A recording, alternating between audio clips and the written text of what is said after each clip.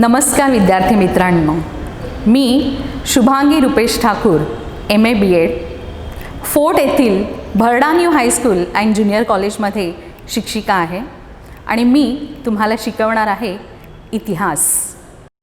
आज आपण इतिहास पाठ पहिला इतिहास लेखन पाश्चात्य परंपरा पाहणार आहोत. या पाठात आपण इतिहास लेखनाची परंपरा, आधुनिक इतिहास लेखन, युरोपमधील वैज्ञानिक दृष्टिकोनाचा विकास आणि इतिहास लेखन, युरोपमधील महत्त्वाचे विचारवंत याचा अभ्यास करणार आहोत.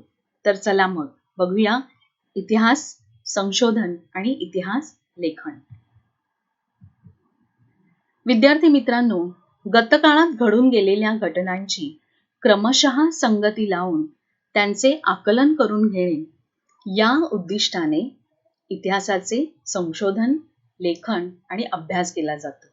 म्हणजेच भूतकाळात घडलेल्या घटना यांचा अभ्यास करून त्यावर संशोधन करून त्याचे लेखन केले जाते.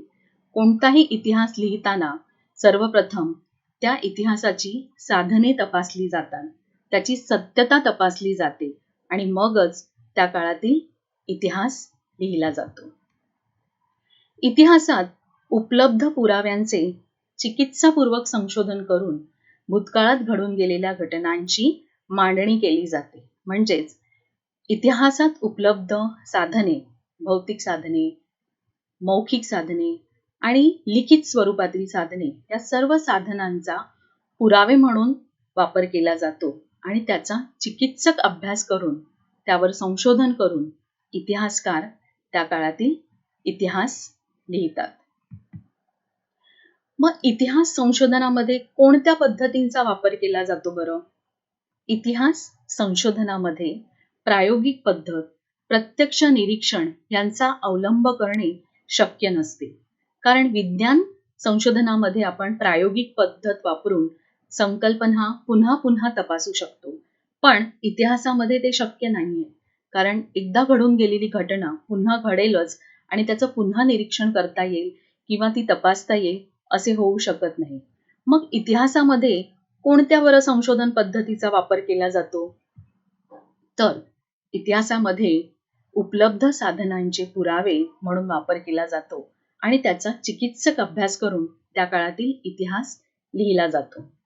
इतिहास तज्ञ हे ऐतिहासिक संदर्भाच्या तौलनिक विश्लेषणाच्या आधारे जे दस्तावेज उपलब्ध असतात त्याची माहिती, त्याची सत्यता, त्याची विश्वासार्हता यांची पडताळणी करू शकतात.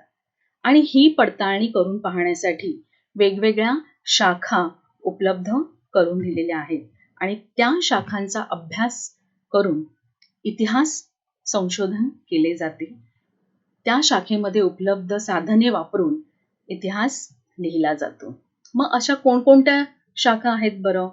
तर पुरातत्व विभाग, अभिलेखागार, हस्तलिखितांचा अभ्यास, पुराभिलेख, अक्षरवटिकाशास्त्र, भाषारचनाशास्त्र, नाणकशास्त्र, वंशावळींचा अभ्यास इत्यादी सर्व शाखांचा अभ्यास इतिहास संशोधनामध्ये केला जातो.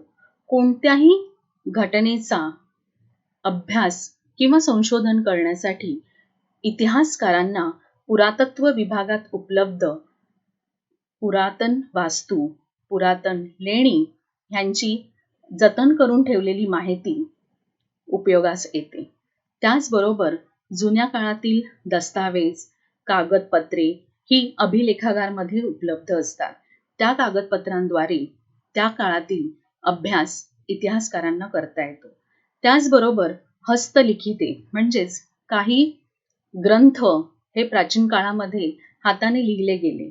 मग त्या काळातील, उदाहरणार्थ वैदिक काळातील माहिती मिळवण्यासाठी इतिहासकार हस्तलिखितांचा अभ्यास करतात, त्याचं संशोधन करून त्या काळातील इतिहास लिहिण्यास मदत होते.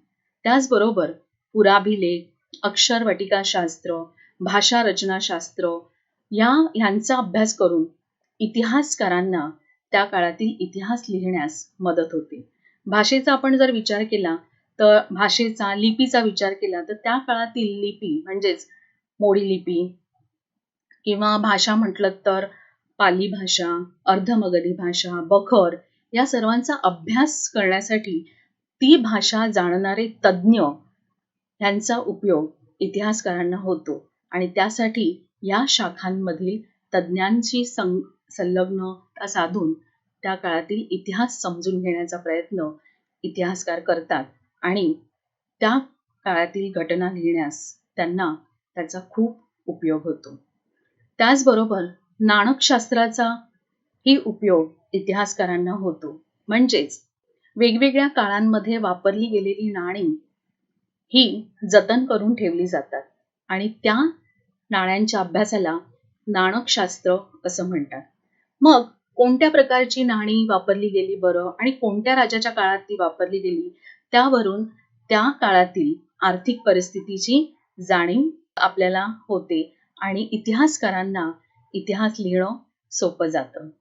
त्याचबरोबर वंशावळींचा अभ्यास करण्यासाठीही इतिहासकारांना दस्तावेज तपासावे लागतात आणि त्याची सत्यता पाहावी लागते.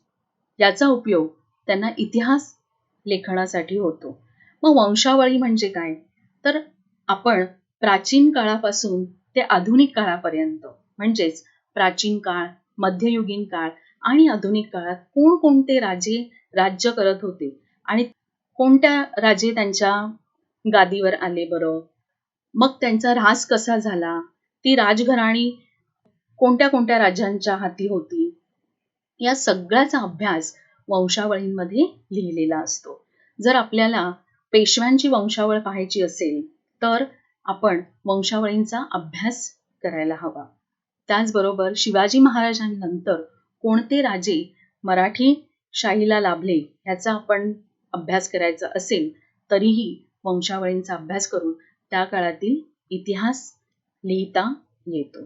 या सर्व गोष्टींचा अभ्यास करून इतिहासकार त्या काळातील घटना या कालानुक्रमे लिहत असतात आणि याच उद्देशाने संशोधन करून, लेखन करून इतिहासाचा अभ्यास केला जातो. मग इतिहासामध्ये कोणती संशोधन पद्धत वापरली जाते तर आपण पाहूया. सर्वप्रथम इतिहासाचे संदर्भ तपासले जातात.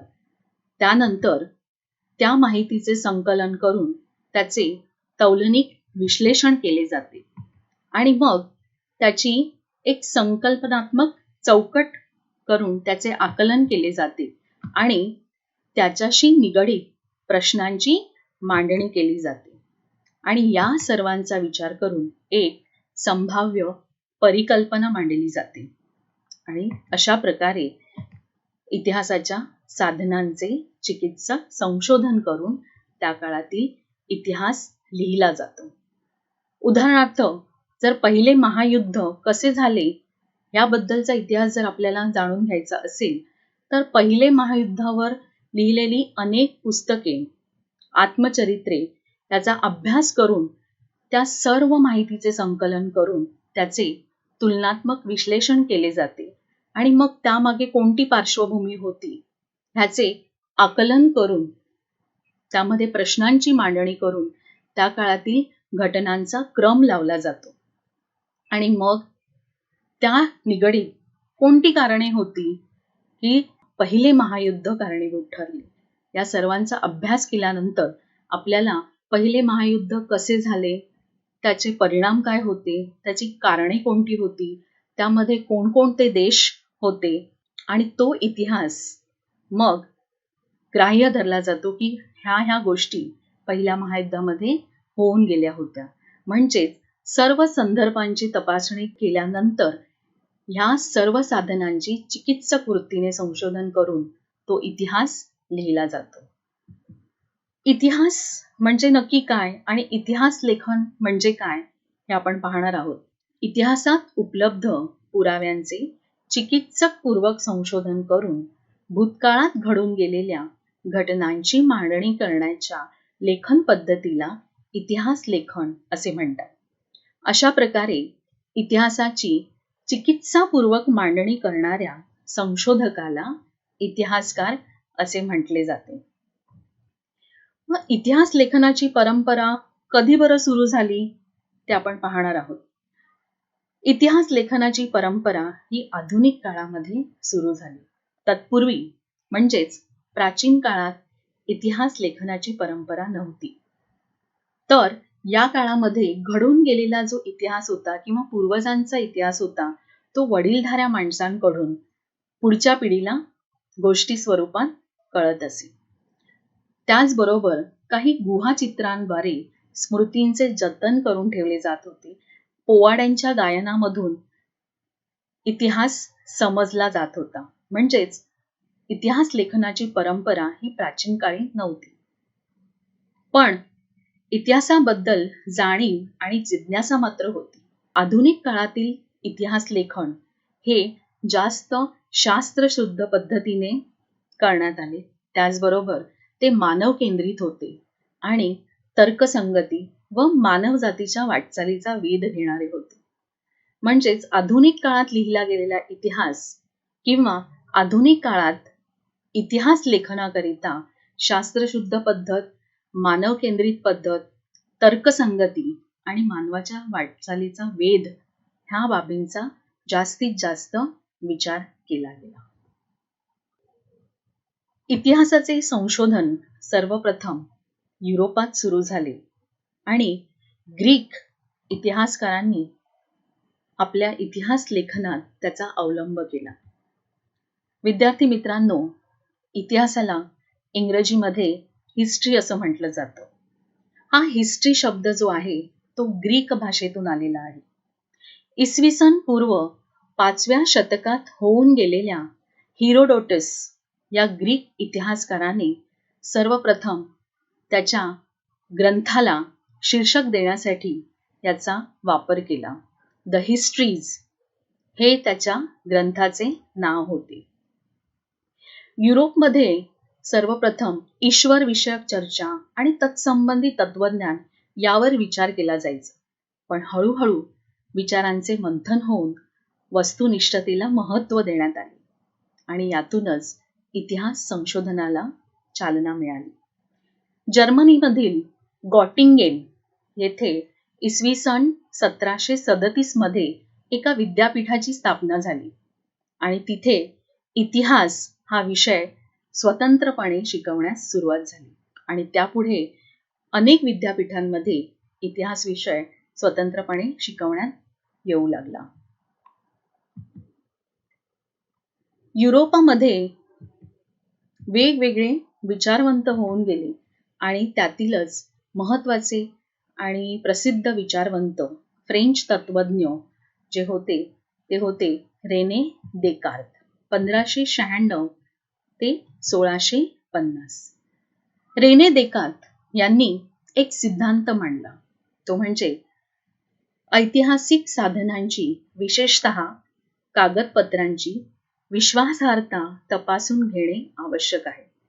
असं आपण ह्याची चर्चा आधीही केली होती की कोणतीही घटना घडून गेलेली असते, त्या घटनेच्या संदर्भात जी साधनं उपलब्ध असतात त्या साधनेचा तुलनात्मक अभ्यास करून त्या काळातील इतिहास, त्या घटनेचा इतिहास लिहिला जातो आणि मग अशी जी ऐतिहासिक साधनं उपलब्ध आहेत, कागदपत्र उपलब्ध आहेत, त्याची सत्यता पडताळून तपासून त्याची विश्वासार्हता तपासून घेणे आवश्यक आहे. रेने देकार्त यांनी डिस्कोर्स ऑन द मेथड या ग्रंथात शास्त्रशुद्ध संशोधनाच्या दृष्टीने लिखाण केले होते आणि त्याकरिता ऐतिहासिक साधनांची पूर्तता करणे, त्याची सत्यता पडताळणे हा सर्वात मोठा सिद्धांत रेने देकार्त यांनी मांडला आणि त्याचा उपयोग पुढे इतिहास लेखनात करण्यात आला. आणखी एक फ्रेंच तत्वज्ञ म्हणजेच वॉल्टेयर 1694 ते 1778 यांना आधुनिक इतिहास लेखनाचा जनक असे म्हटले जाते, कारण त्यांनी एक वेगळी दिशा इतिहास लेखनाला दिली. काय बरं त्यांनी सांगितले की वस्तुनिष्ठ सत्य आणि घटनांचा कालक्रम या एवढ्यावरच इतिहासचे लक्ष केंद्रित न करता ज्या काळामध्ये ती घटना घडली गेलेली आहे त्या तत्कालीन समाजाच्या परंपरा, व्यापार, आर्थिक व्यवस्था, शेती या गोष्टींचाही विचार इतिहास लिहिताना करण्यात यायला हवा असा सिद्धांत व्हॉल्टेयर यांनी मांडला आणि तो पुढे खूप प्रसिद्ध झाला. म्हणूनच त्यांना आधुनिक इतिहास लेखनाचा जनक असे म्हटले जाते. फ्रेंच तत्वज्ञांबरोबरच जर्मन तत्वज्ञही होऊन गेले, ज्यांनी इतिहास लेखन कसे करावे याबद्दल आपले मत आणि सिद्धांत मांडले. त्यातील एक होते जॉर्ज विल्यम फ्रेडरिक हेगेल 1770 ते 1831. एन्सायक्लोपीडिया ऑफ फिलॉसॉफिकल सायन्सेस या ग्रंथामध्ये त्यांची व्याख्याने आणि लेख यांचे संकलन केले आहे. हेगेलने लिहिलेले ग्रंथ रिझन इन हिस्ट्री हे पुस्तक त्या काळात खूप प्रसिद्ध झाले आणि त्यांच्या मते कोणताही इतिहास किंवा कोणतीही घटना घडली तर त्याच्या दोन्ही बाजूंचा विचार करावा लागतो. म्हणजे सकारात्मक विचार आणि नकारात्मक विचार, तरच त्याची सत्यता आपल्याला पडताळून पाहता येऊ शकते. म्हणजेच खरे खोटे, चांगले वाईट, ती घटना घडून गेल्यानंतर त्या घटनेमागचे खरे काय होते किंवा नक्की काय घडलं होतं याचाही अभ्यास आपल्याला करता यायला हवा. अशा प्रकारचा सिद्धांत जॉर्ज विल्यम फ्रेडरिक हेगेल यांनी आपल्या रिझन इन हिस्ट्री या पुस्तकात मांडला. त्यालाच डायलेक्टिक्स म्हणजेच द्वंद्ववाद असेही म्हटले जाते. पुढील जर्मन तत्वज्ञ आहेत लिओपोल्ड वॉन रँके 1795 ते 1886. The theory and practice of history आणि the secret of world history या ग्रंथांमध्ये त्यांच्या विविध लेखांचे संकलन केले गेले. यामध्ये ऐतिहासिक घटनांशी संबंधित असलेल्या सर्व प्रकारची कागदपत्रे आणि दस्तऐवज यांचा कसून शोध घेणे अत्यंत महत्त्वाचे असल्याचे त्यांनी सांगितले. त्यांच्या मते कोणतीही घटना घडल्यानंतर त्या घटनेशी निगडीत असलेले कागदपत्र आणि दस्तऐवज ह्यांचा कसून शोध घेतल्यानंतरच तो इतिहास लिहिला गेला पाहिजे असा सिद्धांत त्यांनी मांडला. कार्ल मार्क्स 1818 ते 1883. कार्ल मार्क्स यांनी इतिहास अमूर्त कल्पनांचा नसून इतिहास हा जिवंत माणसांचा असतो असा सिद्धांत मांडला. म्हणजेच मानवी इतिहास वर्ग संघर्षाचा इतिहास असून ज्या वर्गाच्या ताब्यात उत्पादन साधने असतात तो इतर वर्गांचे आर्थिक शोषण करतो अशी मांडणी त्यांनी केली. आणि यामुळे वर्ग संघर्ष हा नवीन अभ्यास कार्ल मार्क्स यांनी सुरू केला. आपला दॅस कॅपिटल हा त्यांचा ग्रंथ जगप्रसिद्ध आहे. पुढील तत्वज्ञ आहेत मायकेल फुको 1926 ते 1984. मायकेल फुको यांनी आर्किओलॉजी ऑफ नॉलेज या ग्रंथामध्ये इतिहासाची कालक्रमानुसार अखंड मांडणी करण्याची पद्धत चुकीची आहे असे प्रतिपादन केले. त्यांच्या मते एका काळातून दुसऱ्या काळात जाताना मानवाने कशी प्रगती केली याचा विचार इतिहासामध्ये व्हायला हवा. म्हणून त्यांनी इतिहासातील स्थित्यंतराचे स्पष्टीकरण देण्यावर जास्त भर दिला. म्हणूनच या पद्धतीला ज्ञानाचे पुरातत्व असे म्हटले जाते. या सर्व विचारवंतांनी एक नवी दिशा इतिहास लेखनाला दिली. त्याचबरोबर एक नवी विचार प्रणाली युरोपात उदयास आली, ती म्हणजे ॲनल्स प्रणाली. 20व्या शतकाच्या सुरुवातीस फ्रान्समध्ये ॲनल्स नावाने ओळखली जाणारी इतिहास लेखनाची प्रणाली उदयास आली. काय बरं होती ही ॲनल्स प्रणाली? तर आपण जाणून घेऊया की इतिहासाचा अभ्यास हा फक्त इतिहासातील घडामोडी किंवा राजकीय घडामोडी, राजे, महान नेते, त्या अनुषंगाने त्यांचे राजकारण, त्यांची मुत्सद्देगिरी, युद्धे यांच्यावर केंद्रित न करता तात्कालीन हवामान म्हणजेच त्या काळात असलेले हवामान, स्थानिक लोक, शेती, व्यापार, तंत्रज्ञान, दळणवळण, संपर्काची साधने, सामाजिक विभागणी आणि समूहाची मानसिकता यांसारख्या विषयांचा अभ्यासही करणे आवश्यक आहे. म्हणूनच जेव्हा आपण एखाद्या काळातील इतिहास अभ्यासतो, त्या काळातील सामाजिक व्यवस्था, आर्थिक व्यवस्था आणि जीवन पद्धती या गोष्टींचाही विचार इतिहास लेखनात केला जातो. ॲनल्स प्रणाली सुरू करण्याचे आणि तिचा विकास करण्याचे श्रेय फ्रेंच इतिहासकारांना दिले जाते. ॲनल्स प्रणालीबरोबरच स्त्रीवादी इतिहास लेखनालाही युरोपामध्ये तितकेच महत्त्व दिले गेले. कारण स्त्रीवादी इतिहास लेखन म्हणजे स्त्री दृष्टिकोनातून केलेली इतिहासाची पुनर्रचना. सीमा द बोवा या फ्रेंच विदुषीने स्त्रीवादाची मूलभूत भूमिका सिद्ध केली. आता स्त्रीवादी लेखनामध्ये स्त्रियांचा अंतर्भाव करण्याबरोबरच इतिहास लेखनाच्या क्षेत्रातील पुरुषप्रधान दृष्टिकोनाचा पुनर्विचार करण्यावर जास्त भर दिला गेला. म्हणजेच जो इतिहास पूर्वी लिहिला गेला तो पुरुषप्रधान दृष्टिकोनातून लिहिला गेला. म्हणूनच पुन्हा स्त्रीवादी दृष्टिकोनातून तो इतिहास लिहिला गेला पाहिजे याचा पुनर्विचार करण्यावर जास्ती भर दिला.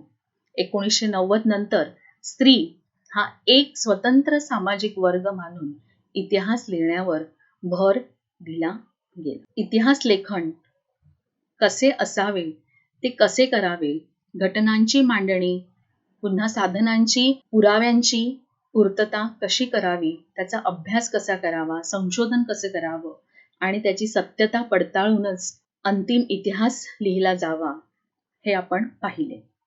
मग आधुनिक इतिहास लेखनाची व्याप्ती अशा रीतीने सतत विस्तारत गेली आणि साहित्य, स्थापत्य, शिल्पकला, चित्रकला, संगीतकला, नृत्यकला, नाटक, चित्रपट निर्मिती, दूरदर्शन या सर्व विषयांचे स्वतंत्र इतिहास लिहिले जाऊ लागले. म्हणजेच साहित्याची निर्मिती कधीपासून सुरू झाली, सगळ्यात पहिला कोणते साहित्य लिहिले गेले, स्थापत्यकलेचा अभ्यास कसा सुरू झाला, ह्याचा सगळ्यांचा इतिहास, शिल्पकला कशी उदयास आली, या सर्व गोष्टींचा इतिहास संशोधनामार्फत अभ्यास करण्यात आला आणि इतिहास लिहून जाऊ लागला. अशा प्रकारे आज आपण पाहिले की इतिहास लेखनाची परंपरा काय होती, आधुनिक इतिहास लेखनामध्ये कोणकोणत्या बाबींचा विचार केला गेला, युरोपमधील वैज्ञानिक दृष्टिकोनाचा आपण अभ्यास केला आणि इतिहास लेखनासाठी आवश्यक कोणत्या बाबी आहेत याही आपण पाहिल्या. त्याचबरोबर युरोपातील महत्त्वाचे विचारवंत, त्यांनी लिहिलेले ग्रंथ आणि त्यांनी मांडलेले सिद्धांत याचा अभ्यास आपण केला. मला आशा आहे की तुम्हाला हे सर्व कळलेलं आहे. पुन्हा एकदा तुम्ही या पाठाचे वाचन करावे अशी माझी विनंती आहे आणि सर्वांना पुढच्या तुमच्या 10वीच्या अभ्यासाकरिता खूप खूप शुभेच्छा. धन्यवाद.